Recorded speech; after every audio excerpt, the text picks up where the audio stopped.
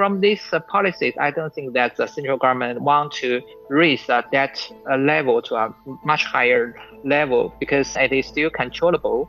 And even we put the central government and the local government's debt together, it is still comparatively lower than many of the economies in the world.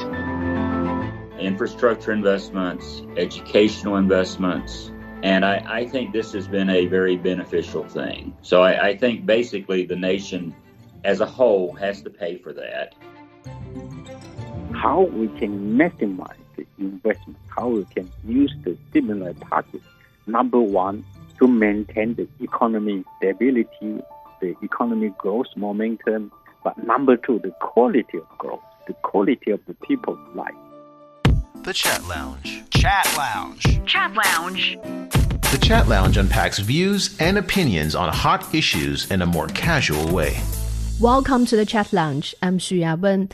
Joining me to discuss China's 1.4 trillion debt package are Dr. Zhou Mi, Senior Research Fellow with Chinese Academy of International Trade and Economic Cooperation, Dr. David Blair, Vice President and Senior Economist at the Center for China and Globalization, and Professor Shujie, Chongqing Professor of Economics at Chongqing University. Welcome back to the chat. China has announced a new debt relief package, a total of 10 trillion yuan or $1.4 trillion, to ease the financial burden on local governments. The decision raises the ceiling on local government debt by 6 trillion yuan, and local governments will have access to a separate 4 trillion yuan quota in the form of special local bonds over 5 years.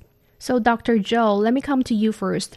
So China has approved this increase of 6 trillion yuan in the local government debt ceiling. That's approximately $840 billion, marking a significant policy adjustment. So what are the main factors driving this policy, and why was it proposed at this particular time? Yes, in my understanding that the Chinese government is trying to solve these problems of not enough, the speed of development.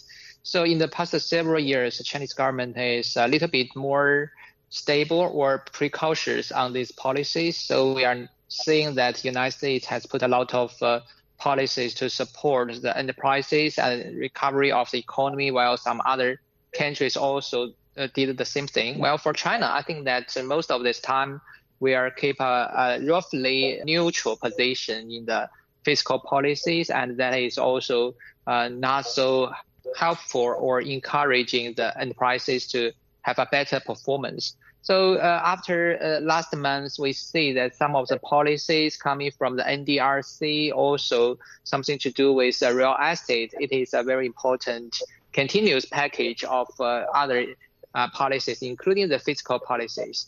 And another reason is that if we are looking back in the past several years, we see that a lot of pressures has been given to the local government, while the development of the real estate is not that flourished compared with several years ago.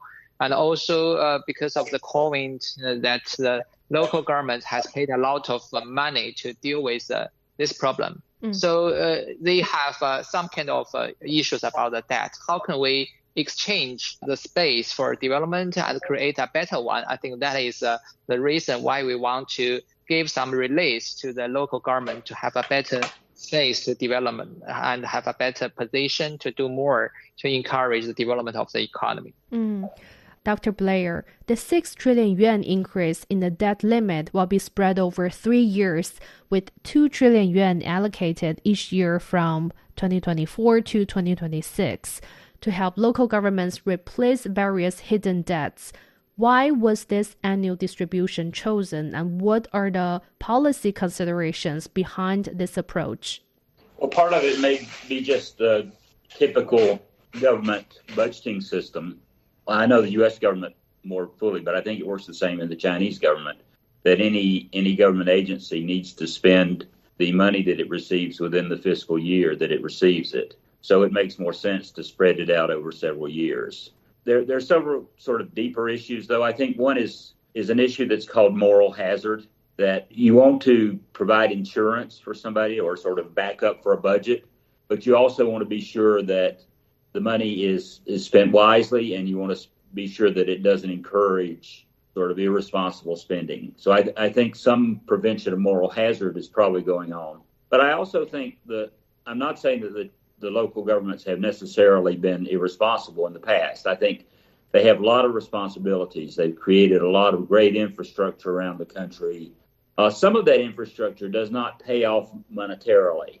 It pays off in improving the lives of the people. Like there are lots of great parks in Chinese cities now. That makes the lives of many of the people in those cities much better. I mean, I live near a park, and I see many, many people every day enjoying that park, socializing, becoming healthier, but it's not going to pay off monetarily. So I think it's important that these local governments that provide these kinds of services to the people be adequately funded. And I suspect this is the first step toward a reform, possibly, of the way local governments are funded. There needs to be some improvement. There needs to be a change in the way that local governments receive their funding, either from their local taxpayers or from the national government, because the old system based on improving land prices is probably not feasible in the future because land prices have probably reached a peak. Professor Yao, starting this year, China will set aside 800 billion yuan from each year's new special purpose bonds for local governments for 5 consecutive years, and thereby providing debt relief to replace 4 trillion yuan of hidden debts. We know this debt swap is not the central government takeover of local debt, as some investors may have understood. Instead, it aims to help local governments resolve hidden debts by replacing high-interest, non-transparent local debts with low-interest, transparent government bonds.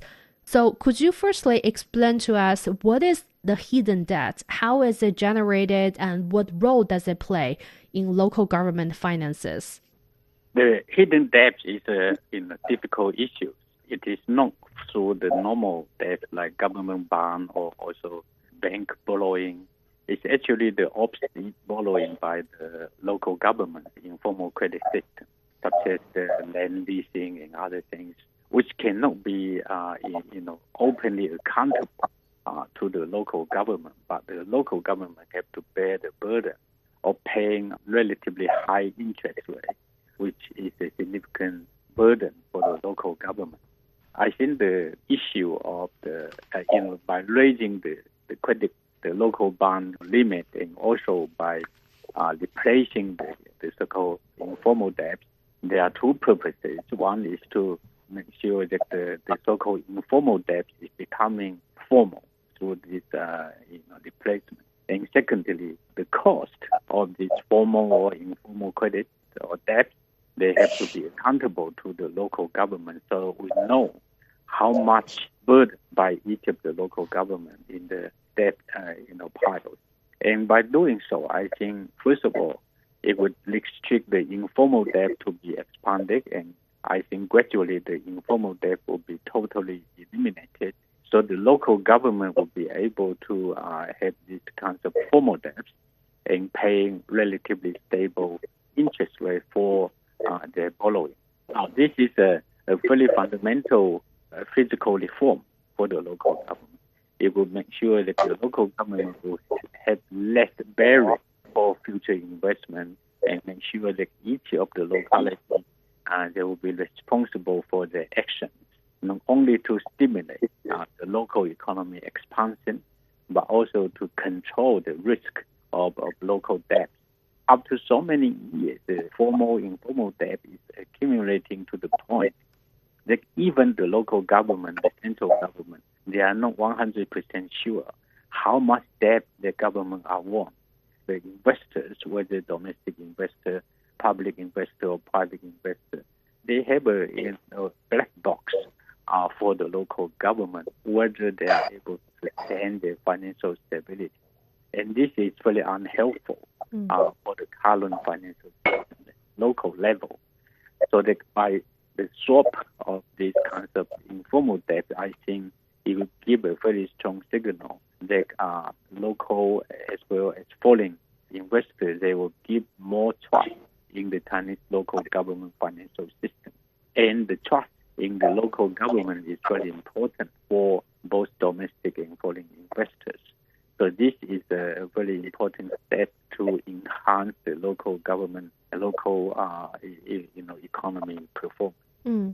Dr. Zhou, what's your opinion on Professor Yao's remarks? How do you view the issues associated with the hidden debt? And also, how does the debt swap process work with the new policy being rolled out?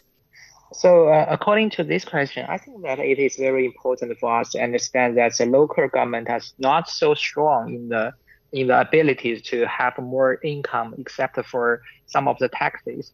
For certain provinces in China, maybe they have some transfer from the central government, and for others, they have to earn more by themselves. So how can we make that sustainability of the fiscal position of the local government is very important for us, because the local government is not only a very important part to support the development of the economy, but also very key, as I agree with Professor Yao, that it is very important for them to deal with the situation and trying to have a better position to attract the investors from different places.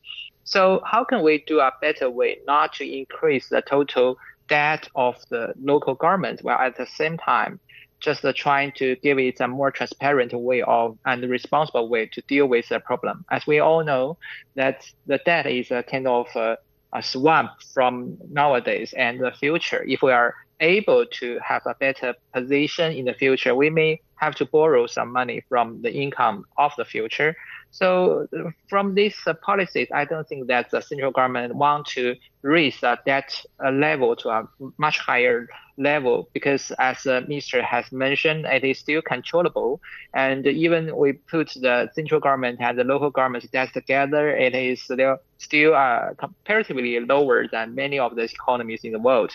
So we do have the possibilities, but the problem is that how can we control the development of the debt while at the same time to give the market enough strength and also the local government or authorities more power to do more things like the infrastructure. So it is a very important time for us to deal with the situation, because the world is in such an uncertain status. We need to give more assurance or certainty to the market. Dr. Blair, so based on your observation, which provinces, sectors, and industries are expected to benefit the most from this debt swap? If you remember, maybe 15 years ago, there was a lot of talk about Chinese growth being just on the coast, being in the rich eastern provinces, the then rich eastern provinces, and not in the western provinces. But what we've seen over the last 15 years is huge investments in western provinces. I mean, I don't know the details of each province, but I think the lives of people in a lot of the western provinces or southwestern provinces, Guizhou, Yunnan, northwestern provinces also, have been transformed by very large investments, infrastructure investments, educational investments. And I think this has been a very beneficial thing. So I think basically the nation as a whole has to pay for that. But I think it's a very worthwhile investment, because I suspect you'll see a lot of growth opportunities happening in what were previously the poorer provinces, because now they have good 4G capability, they have good railroads, they have excellent road and passenger rail and freight rail system.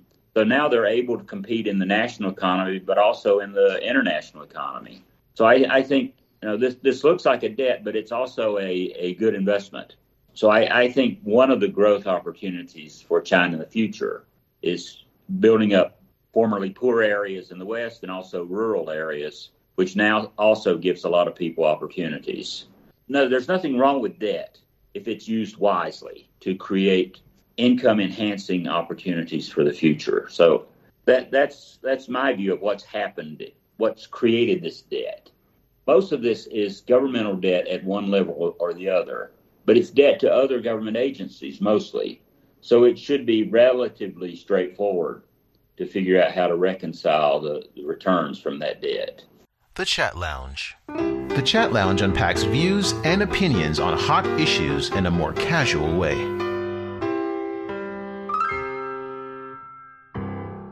Professor Yao, do you agree with what David just said?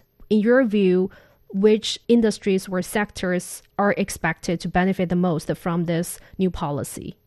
Yeah, I think David is right in terms of the spatial distribution of national investment.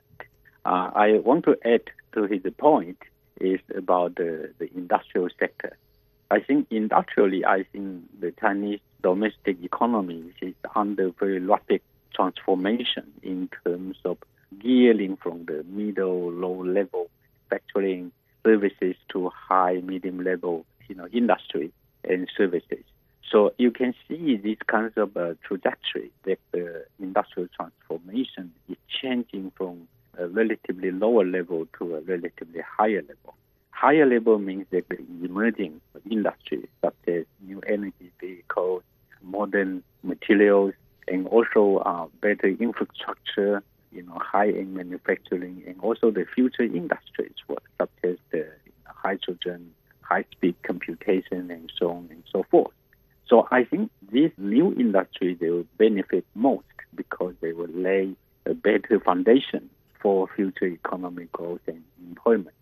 However, that doesn't mean that the traditional industry, agriculture, they will be neglected. There are still lots of scope for lifting up the traditional manufacturing agricultural sector. For example, like high-quality cultivated land improvement, the ecosystem, the forestry and grass expansion to improve the environment for the country. I want to add to this, which is mostly neglected for a long time, is the social services.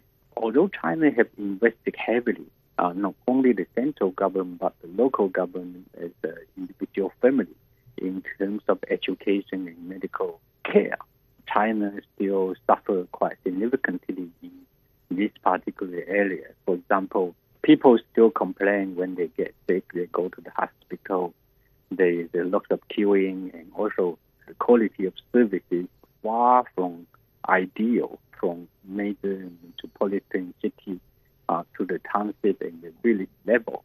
So I would suspect that if the central government and the local government is going to identify the new area of investment, which is going to transform China from traditional society to a modernized society, a lot of investment should be made to improve the medical services and also to make it more equally distributed across the state. Education also. I think education is another headache for the Chinese household. People are worried about their children, whether they can get to a decent school right from the kindergarten to the university. And still a lot of people want to go overseas, which is a lot of money spending in overseas education. So why don't the government have a more policy defined to reshape the system, the education system, so that people become less anxious and worried? This means that there will be a lot of policy design and investment into sustaining a very modernized, highly efficient education system.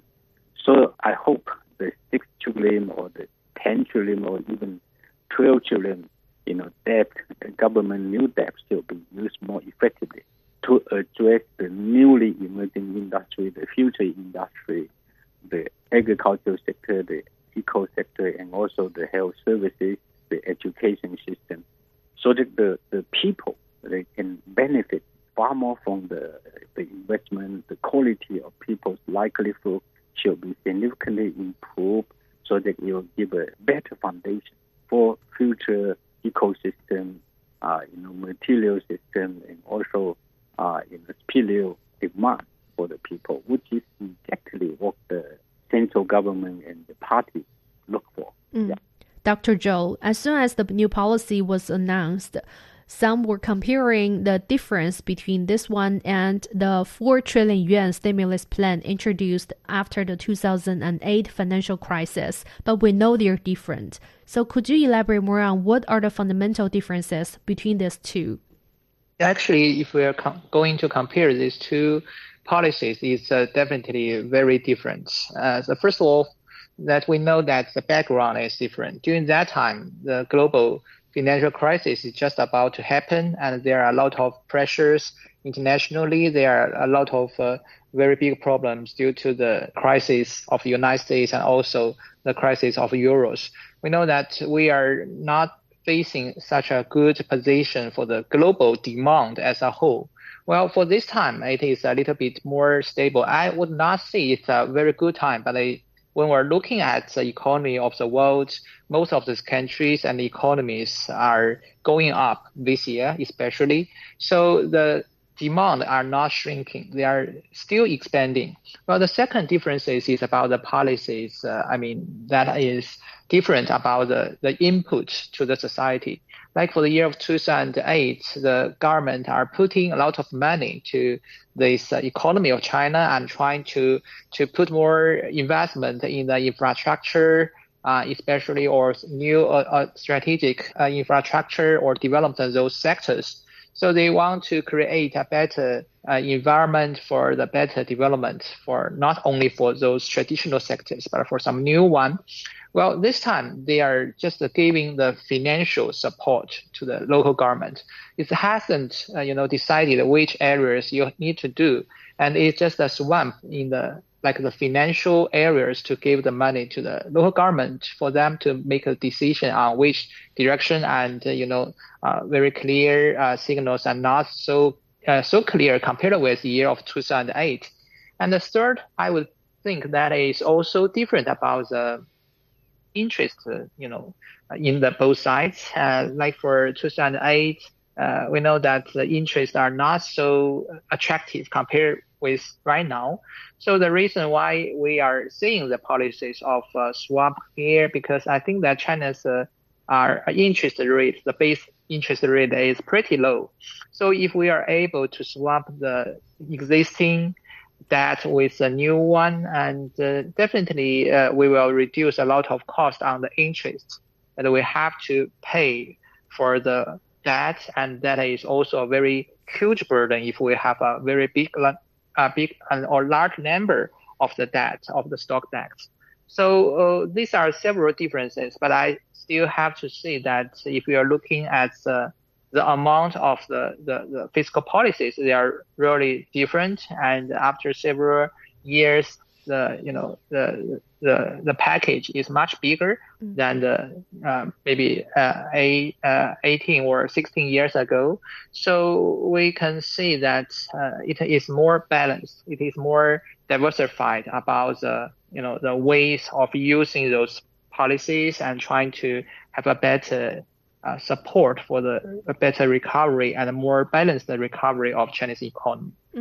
Dr. Blair, Finance Minister Lan Fuan says the new policy is expected to reduce the total hidden debt that local governments need to manage from 14.3 trillion yuan to 2.3 trillion yuan. That's a huge amount. So how will this policy impact local governments' fiscal conditions and debt management? Well, I think it's beneficial to have a more transparent system for managing the debt. That's without doubt true. But I want to go back and answer the previous question that you asked a little bit. I think that China is in a very different situation now. The Chinese economy is in a very different situation now than it was in 2008, 2009. China has had a number of growth drivers for the past, since the year 2000. One has been international exports, which at least at the beginning decade was based largely on low-wage industry, sort of low-quality industry. And the other is massive investments in infrastructure and also large investments in housing. Now, all three of those things were beneficial. The first got China started in being an industrial powerhouse. Investment in infrastructure has created opportunities around the country. And the investment in housing has made Chinese people a lot better off than they were before. But now all three of those are now world-class. Chinese wages have risen often at 11 or 12% per year. So China is no longer a poor country. People live very well in China. Many people do. Even working class people often do. And the infrastructure is now world-class, maybe the best in the world. So the marginal benefits from additional investment in infrastructure, there may be some, but they're not going to be as big as they were for the past 20 years. And in housing, we've reached a peak where China now has more square meters per person than anywhere in Europe. and is approaching the United States. So further investments along this business model are unlikely to be the way to grow, as the Chinese government has recognized. So I think in 2008, 2009, that funding, that expenditure went to keeping the previous model going. And there was another good 10 years to go in that previous business model. But now China needs to be transformed to where it no longer depends on those three growth drivers. It needs to depend on high quality industry, as the government stresses, moving toward new types of industry that often take advantage of the old industry. I mean, China's in a great position because it can use the new technologies to make factories more efficient, to make farming more efficient. And also it's in a great position because there's been all this investment in the Western areas and rural areas, which is creating, I see lots of entrepreneurs growing up and lots of companies growing up in those areas. So I think that's, and also the dual circulation, where you're going to have to depend on domestic demand. What I would hate to see is the use of the stimulus to try to preserve the old model. I think it should be used to finance a transition to the new model. So what really matters is how the money is spent. And I don't know in enough detail to say how the money is spent, but I'm sure the government has lots of plans about using that money to transition to the new model. Unfortunately, I think the examples that should give us warning are the United States and Japan. Japan had a model that led through growth through the 1980s, and then that stopped. And instead of transitioning to a new model, they put incredible amounts of stimulus into trying to preserve the old model, and it did a lot of damage to their economy and also to the environment because they paved over a lot of stuff with concrete. United States, instead of transitioning to a different model after 2008, just doubled down on creating a artificially monetary policy driven economy, which I think we're facing the end of right now. So I think it's important to realize this is a very different situation than continuing the old growth model. It's transitioning to the new model. And yeah, there's going to be a lot of challenges in making that transition.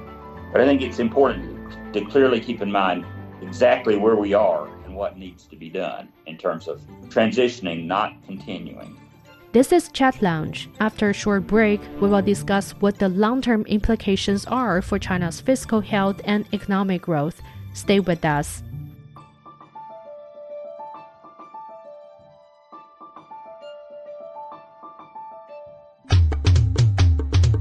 Ever wondered what's actually going on in Africa through the perspective of an African? How are things really going between China and Africa? What's the narrative of this relationship? Well, get a perspective with China-Africa Talk. Hear from African diplomats, entrepreneurs, academics, Chinese natives, and more. Get on our wavelength every week to find out what's real with China-Africa Talk. Find us on Apple Podcast, Spotify, Google Podcast, and more. We'll see you there. Welcome back. Let's continue our discussion. Professor Yao, what do you make of David's remarks, and also how do you think that this estimated 600 billion yuan in interest that's going to be saved under this new policy will be used? I think David pointed the right point of the growth model. I think we should change the growth model. In the 2008, 2009 financial crisis, I think China was still just beginning to take off as a major industrialized economy in the world. So making huge investment in high-speed rail, motorway, seaports, and aviation, and also rural road construction, modernization, irrigation system. Yes, those are, I consider as the so-called hardware of the country. The hardware of the country is very important for improving employment and also livelihood of the people. Now, I want to reaffirm my point about the investment in a different direction. This time, I think we should more focus on the people rather than on the infrastructure. Of course, infrastructure still has some scope to expand. It's certainly not as big as 15, 16 years ago. But we can still continue with that. Nothing wrong. But in place where it's going to pump in trillions of RMB into these kinds of infrastructure. And also the housing market, there's a lot of transformation need to be done, particularly to address the economy. Housing is still critically lagging for the people who just move into the city. But what more important, I think the Chinese government at all levels, they should change their ethos of how economic development is about. Economic development in the end is to improve the people's livelihood, to make people happier, healthier, and have more, material as well as non-material, demand. So I think the investment in healthcare, in research for industry related to people's health and education, and also the digitalization, artificial intelligence to cope with the aging population, I think this area got to be heavily invested.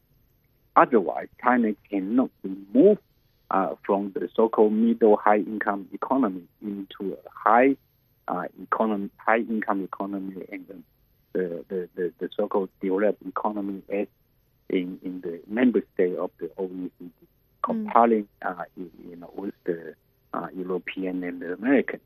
I think this is the ambition, not only for the government, but also for the ordinary Chinese people. I agree that our living standard materially have been improved very dramatically over the last 15 years. But there are still a lot of loopholes in filling to the full demand of the people and still income distribution, rural-urban divide, the lots of gap. All those things have to be done in a fairly systematic and creative way. It's more difficult than before, I agree. You cannot put in so much money into a clearly defined area, for example, like high-speed rail. We don't do that anymore. Probably at best we add another 1,000 kilometers a year, but in the past we add 10,000 kilos. Nowadays we should say how we can maximize the investment, how we can use the stimuli package. Number one, to maintain the economy stability, the economic growth momentum, but number two, the quality of growth, the quality of the people's life. Better job, better security, better environment. Dr. Zhou, as our panelists have all previously mentioned about the usage of the debt, the significant portion of the debt has been used to create assets like major infrastructure projects in transportation, like water resources, energy, and so on and so forth. And many of them are actually generating ongoing revenue. So how do you think these assets as an important source for repaying local debt and also supporting high-quality economic development? Yeah, actually, I have attended several seminars for the contracting sectors or industries, and also some of them are to do with designing and investigation from the engineering companies. So they are talking about the possibilities of how important that we can do more to have a sustainable development. As we know that infrastructure is a very basic element for the better development. When the demand has changed, when the trend has changed, the infrastructure may be also leading this trend. Like as you mentioned about the transportation, we know that for the new energy transportation, we have to build so many good infrastructure, a better infrastructure to adapt it to the new demand.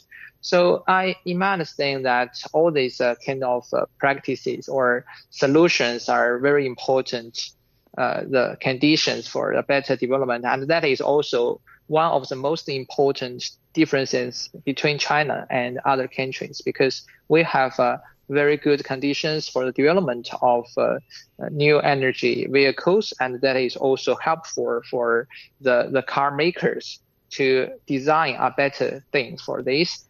Actually, it's not only about the transportation. There are so many new things that we have to do, like for the industrials, like the manufacturing. How can we have a low carbon development? How can we use hydrogen and also other clean energy as fuels to support the development of manufacturing. How can we make the logistics more efficient and at the same time do not have many impacts on the environment and the biodiversity? So we have so many conditions to do that, but these are based on the first infrastructure investment and also our systematically design of that. So I think that it's not only about China ourselves. If we are talking about the fiscal policies, the development of the Chinese industries have set some good examples for international cooperation between China and other countries. So we are able to have more experiences if we are going to support other countries on meeting their commitments or fulfill their commitments for the climate change, and also help them to reduce the cost of the transition. So that is also the reason why we see the international trade has been flourishing in the recent years, because of China's new 3 items are so popular in so many countries. Dr. Blair, among the major economies, Chinese government debt ratio is significantly lower than that of other G20 and emerging market countries, standing at just 67.5% of GDP. And if we look at the IMF's data, the average government debt to GDP ratio for G20 countries was 118.2% at the end of last year, with Japan at nearly 250%, Italy at nearly 135%, and the US at 118%.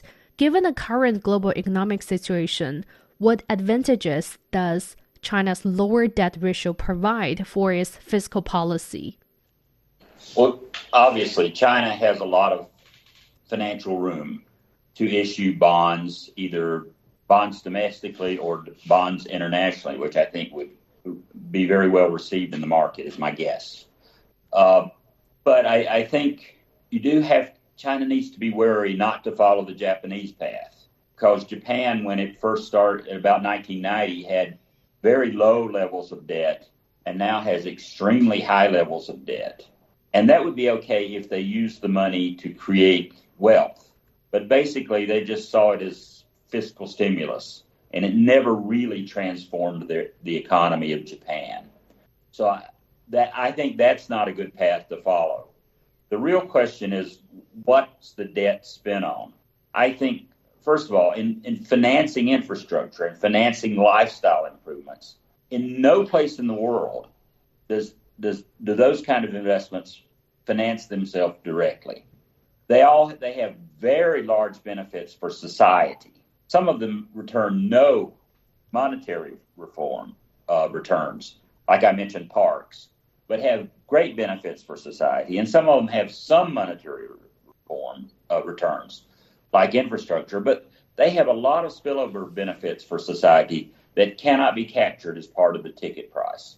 So maintaining a great infrastructure network around the country and further in the BRI is very valuable, and in each part of that is part of the infrastructure.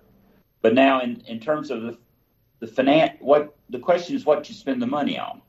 If I look at China, what was the debt spent on? It was spent on creating real wealth, infrastructure, but also educational improvements. There are lots of things that the wealth can be spent on in the future to create the future borrowing to create more real wealth.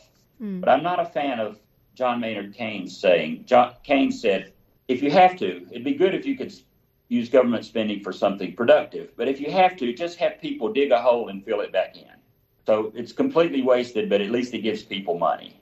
I think it's much more important to focus that investment on things that are going to pay off. And I look at my own country. We're in significant debt now. And what did we get for it? We didn't really create any real wealth. We spent it on stupid wars, and we spent it on a lot of consumption, which people will forget about within 5 years. So I think the focus on figuring out what kind of investment opportunities there are in the future that will create a further transformation of the economy is the thing that people should really be focused on in the future. And I want to say something about consumption. I hear a lot about consumption. People say Chinese consumption needs to increase. Well, over the last 20 years, U.S. consumption has been about 70% of GDP, and Chinese consumption has been 40 to 50% of GDP. There's no reason to believe that 70% is better. When there are good investment opportunities, people should take advantage of those opportunities and maybe constrain consumption. I agree with the previous statement that the whole purpose of the economy is to improve people's lives. And I'm looking around at the way people live in China, and it's a pretty good life. I mean, I live in a small city in Yunnan province, and I think people live as well here. Average people live as well here as they do in any Western country. And I think further investment in education, in healthcare, in lifestyles, in creating entrepreneurial opportunities, those will really pay off. And that's the kind of expenditure that I'm hoping to see over the next 10 years. The Chat Lounge. The Chat Lounge unpacks views and opinions on hot issues in a more casual way.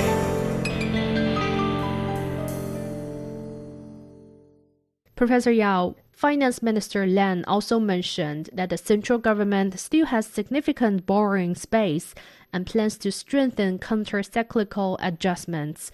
What do you think will be the key measures in the future fiscal policies to support stable economic growth, and how much more fiscal space does the Chinese government have for further transformation of the economy? I think we have to separate two issues here. The first issue is how much we can borrow, how much we can incur more debt. I think if we compare the very single figure of China and the rest of the world, yes, we still have plenty of room. But I think it is really necessary to make sure that any additional debts, as David just pointed out, got to have some purpose rather than debt for that purpose. Just printing the money and drive the GDP up is nothing. I think we got to spend the money very wisely.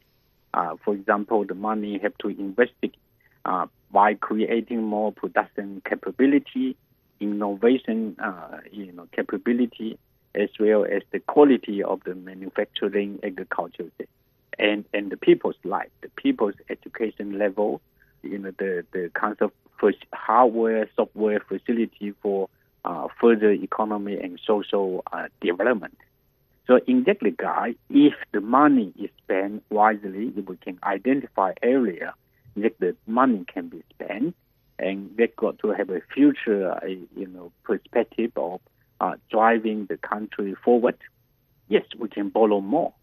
But if, the money is invested in a very wasteful manner, it cannot have a long-term social society, return, then we have to be cautious. This actually refers to the point that you mentioned earlier, why the 6 trillion RMB debt limit have to be spread into 3 years. It's precisely reflecting the awareness of the central government of how to spend the money more wisely. Because if the 6 trillion, let's say, we just spend this year in a haste, we may not be able to get the best benefit of it. But by spending step by step, we can exploit the way that the money can be used for a wide future. And we already have a long discussion about where to put the money in, like healthcare, education, future industry, emerging industries, research, innovation, capability, the natural environment, and also reducing the urban-rural development gap, regional gap between the west and the central, the eastern part. Yes, there are still a lot of scope. I mean, the good thing about China, and that China is a big country, it's a very diversified country, not only geographically but also, natural endowment. The resource endowment are very different. So the investment at the local level got to be reflecting the local reality, the local capability of how to digest the money more efficiently into a productive and environmental system in the local area. So this is why the central government hasn't actually imposed a unified or unilateral or a very universal policy of what to do. Actually, it leaves a lot of scope for the local government to identify where the money can put it more wisely. I think this is a very important point. I think the central government is right in giving more autonomy to the local government. We are not going to buy back all your debt, but you can swap, and I have a limit. I control the total amount so that the systematic risk is controllable, but the local government has time and space to think more carefully of how you stimulate the local economy to the point that you get better, the country get better. Lastly, Dr. Zhou, if we look at the whole situation in a long-term perspective, how will the debt swap measures impact China's economic structural adjustments in the coming years? Does this suggest that future fiscal policy will place greater emphasis on balancing economic growth and risk prevention? Actually, I don't think that Chinese government has changed its attitudes towards the fiscal policies. And fiscal policies would be a little bit more active according to the situation right now, but it will not be so open, to have so loose or so strong impacts on the economy. Because in my understanding, that for China, we are transferred from the planning economy to the market economy, so we are not trying to interfere with the market that much compared with decades ago. So we are trying to give the space to the enterprises, to the market, even more in the coming future. We welcome the investment from other countries. I'm also trying to give more space for the private sectors in China to discover about the possibilities. So we know that in most of these conditions, the innovation can only be flourished when we see a lot of free or very few interruption or interference from the government. So I believe the market is still the most important thing for us to deal with the situation. But the fiscal policies is opening a start. It is trying to send some target or have paved the first step of the building. So I would say that fiscal policies are still very related to the financial the situation, like the fiscal income, and also about the expenditures. China is such a big country. We are still in the process of the urbanization and industrialization. We do need a lot of more fiscal resources. I think that it's not only about the national levels. All the cities, all the provinces are having their own conditions. They are going to improve their abilities for the better development. So that means that we still need so many input from the fiscal policies, and we have to consider about this. And in the recent months, we see that Chinese government are putting more systematical ways of using different policies and trying to make a better and more correlated impacts when we are using these policies together. I mean, that it may be the trend in the future. We will try to use the policies and trying to define its scope and make it more efficient, to not just trying to substitute the market to make the decision. And we are still going to open our market to attract more private sector's investments, not only from China, but also from out of China, from the international market. Dr. Blair and Professor Yao, do you have anything to add? And what's your assessment on China's economy going forward? The government got to quickly identify where the direction will go, where the focus industry or the service sector that need to be done in order to lead the country a significant step forward. This is a very important point now. Dr. David, please go ahead. Well, the Chinese government has a number of categories of plans, and they have terms for them: dual circulation, industrial upgrading, rural revitalization, There are lots of programs like that, and I think they're all aimed at making a transformation to a new type of growth model. And I think they make a lot of sense economically. So I think focusing on accomplishing those goals is the important thing in the future, focusing on using fiscal and monetary policy and any kinds of resources to accomplish those goals. Where countries get in trouble is when they try to preserve an old model which doesn't work anymore. And I've seen that in many countries, and it's important to avoid that danger going forward. With that, we're wrapping up this episode of Chat Lounge. I've been speaking with Dr. Zhou Mi, Senior Research Fellow with Chinese Academy of International Trade and Economic Cooperation, Dr. David Blair, Vice President and Senior Economist at the Center for China and Globalization, and Professor Shujie, Chongqing Professor of Economics at Chongqing University. Thank you so much for listening. Bye for now.